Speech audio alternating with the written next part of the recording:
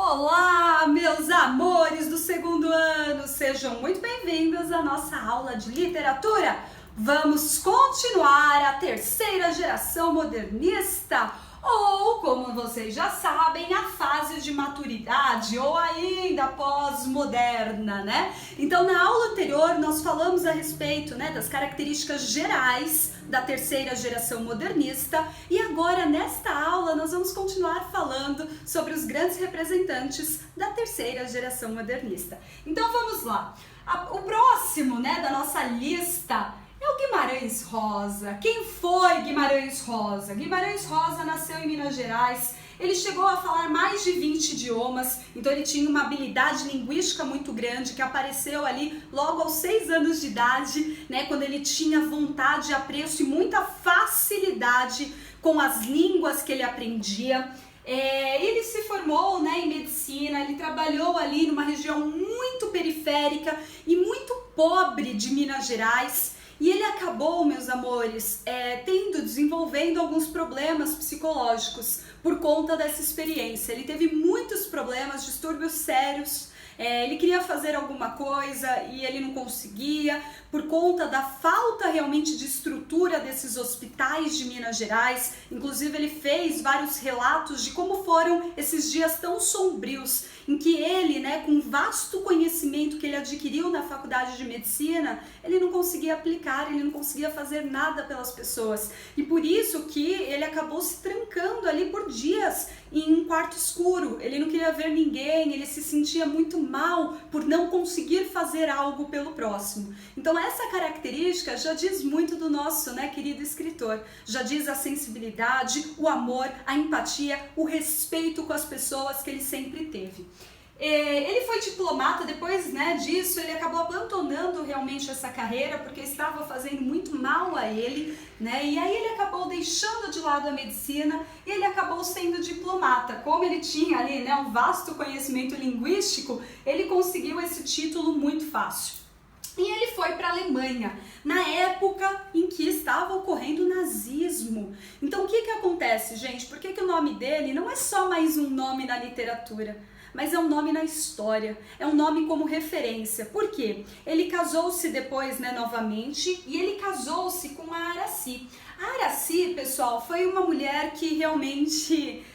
foi uma mulher que mudou a vida dele. Foi uma mulher que tem vários relatos que vocês vão poder ver. Inclusive eu separei um trechinho de uma homenagem, de alguns dados a respeito dessa mulher tão forte, tão guerreira, tão resistente, que estava ao lado dele, e que fez com que ele fosse essa pessoa que ajudou muito na construção da vida, da obra, da literatura do nosso querido Guimarães Rosa. Essa mulher, pessoal, Aracy, ela ajudou muitos judeus que estavam sendo procurados. Ela teve o risco e ela quis correr esse risco de esconder esses judeus para que ela pudesse proteger essas vidas, para que ela pudesse, ajudar a salvar essas vidas. Então ela, é muito referenciada. Existem muitas pessoas que citam o nome dela, existem muitos documentários, até filmes que colocam, a história dessa mulher que ajudou tantas pessoas, tá bom? E agora nós vamos falar um pouquinho sobre a obra do Guimarães Rosa e depois vamos voltar para Aracy para que vocês conheçam ainda mais a história dela, tá bom? Então, sobre a obra de Guimarães Rosa, o que ele vai falar? Ele vai falar muito sobre o nacionalismo, aspectos da nossa nação, o sentimento de ser brasileiro, a ideia de pertencer a uma pátria. Além disso, ele vai falar muitos aspectos regionais, então as regiões do Brasil, não apenas o Nordeste. O Nordeste é sim cenário para muitas de suas obras, mas ele fala sobre várias regiões, tá? Algo que é muito interessante, que a gente tem que pontuar a respeito do Guimarães Rosa é a linguagem inovadora. Como assim linguagem inovadora? Ele acaba, trazendo para os seus livros, para os seus poemas, para a sua poesia, o jeito de falar tipicamente do brasileiro. Ou seja, nas suas obras ele vai mostrar com exatidão o jeito que o sertanejo falava, o jeito que o nordestino falava, o jeito que o paulista falava, que o carioca, enfim. Por isso que essa foi uma grande inovação, porque ele não escreveu a partir dos vocabulários que ele possuía. Ele escreveu com muita exatidão, se aproximando realmente da realidade da oralidade, ou seja, da realidade linguística da fala, tá bom? Ele fez uma obra primorosa, né? Foram várias, mas essa realmente ficou marcada na nossa literatura, que é o Grande Sertão Veredas, que ele publicou em 1956. Essa obra, né, como eu falei para vocês, vai falar sobre a questão do sertanejo, sobre esse sertanejo ser, antes de tudo, né, uma pessoa muito resistente, resiliente. Então ele vai mostrar e ele vai apresentar, né, principalmente este sertanejo com seus próprios vocabulários, com seu próprio jeito de falar, né? Não aquela linguagem formal, não aquela linguagem da gramática normativa. Ele vai mostrar realmente como é a fala dos brasileiros. E isso foi um grande marco e um grande aspecto que nós temos na obra do Guimarães Rosa, tá bom? E agora, para fechar com chave de ouro, vocês vão conhecer um pouquinho melhor dessa história de resistência, dessa história de amor, dessa história de compaixão, que foi a esposa do nosso querido e amado Guimarães Rosa. Vamos lá, assistam, por favor!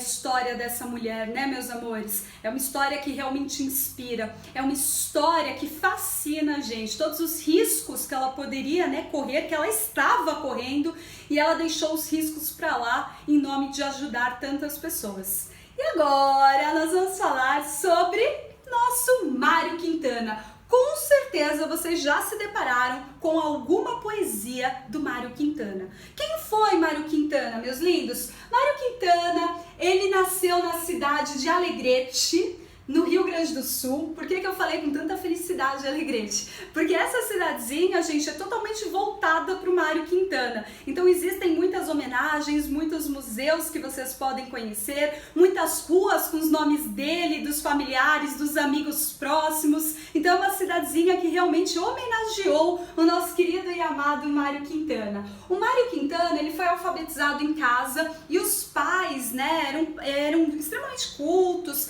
Eles sabiam francês, falavam francês fluentemente, então por isso que o Mário Quintana também teve um domínio linguístico muito grande, aprendeu francês logo quando ele era bem criancinha, bem pequenininho. Ele foi, né, para o colégio militar, porque os pais mandaram ele para lá, né, e aí ele estudou depois, né, posteriormente, neste colégio militar. E aí vocês devem estar imaginando aquela pessoa extremamente rígida, aquela pessoa coração de gelo, né, afinal, ele deve ter ficado ali, né, muito fortificado, muito duro, por conta deste colégio, por conta da rigidez desse colégio militar, certo? Vocês devem ter pensado isso, mas não foi isso que aconteceu. O nosso querido Mário Quintana, olha eu falando Mário de Andrade, oh meu Deus do céu. O nosso querido Mário Quintana, meus amores, é o poeta das coisas simples. O nosso querido Mário Quintana, É um poeta, gente, que realmente falou com a alma, falou com o coração. Ele falou sobre temas extremamente complexos, né? Então ele falou sobre morte, ele falou sobre perca, ele falou sobre dor, ele falou sobre assuntos, sobre traição, ele falou sobre assuntos, né, que a gente complica demais e que a gente tem até dificuldade para falar. E ele falou isso de uma maneira tão simples, mostrando que nós dificultamos demais a nossa vida, que a gente se cobra muito, né, que a gente quer uma vida perfeita, mas a perfeição não existe. Então ele faz muitas reflexões, ele faz assim, reflexões que mudam a nossa concepção a respeito da vida. E vocês vão perceber isso já já, porque eu não estou aumentando nada. Além disso, em muitos poemas ele trabalha com a ironia, não em todos, tá? Mas em muitos poemas ele acaba, né, sendo extremamente irônico. Algo que é de se pontuar e é necessário pontuar é a questão da perfeição técnica que ele possui, né? As suas poesias, elas são realmente muito técnicas, elas são realmente muito perfeitas, muito bonitas, né? E além disso, essas poesias acabam tendo uma profundidade muito grande, exatamente pelos temas que ele trabalha. Então ele vai falar sobre morte, ele vai falar sobre vida, ele vai falar sobre separação, ele vai falar sobre o tempo, né? Então são temas muito complexos, são temas muito profundos, e ele não é superficial, ele é muito profundo. E por isso eu vou pedir, por favor, para que vocês prestem atenção, para que vocês sintam mesmo ali na alma, no coração de vocês, o poema maravilhoso chamado O Tempo. A vida são deveres que nós trouxemos para fazer em casa. Quando se vê, já são 6 horas. Quando se vê, já é sexta-feira. Quando se vê, já é Natal. Quando se vê, já terminou o ano. Quando se vê, não sabemos mais por onde andam nossos amigos. Quando se vê, perdemos o amor da nossa vida. Quando se vê, já passaram-se 50 anos. Agora é tarde demais para ser reprovado. Se me fosse dado um dia, uma oportunidade, eu nem olhava o relógio. Eu seguiria sempre em frente, iria, jogando pelo caminho a casaca dourada e inútil das horas. Eu seguraria todos os meus amigos, que já não sei onde e como estão, e diria: vocês são extremamente importantes para mim. Eu seguraria o meu amor, que está há muito à minha frente, e diria: eu te amo. Dessa forma, eu digo: não deixe de fazer algo que gosta devido à falta de tempo.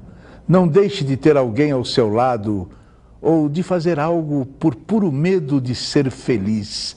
A única falta que será desse tempo que infelizmente não voltará mais. Sensacional, né, meus lindos? Eu falei pra vocês, o poeta das coisas simples, ele realmente impressiona. Ele realmente faz com que a gente repense a nossa vida, os nossos valores, a nossa conduta. Então agora eu vou pedir, por favor, que vocês retornem pra nossa aula pra gente tirar algumas dúvidas e pra eu fazer algumas perguntinhas a vocês. Muito obrigada, pessoal!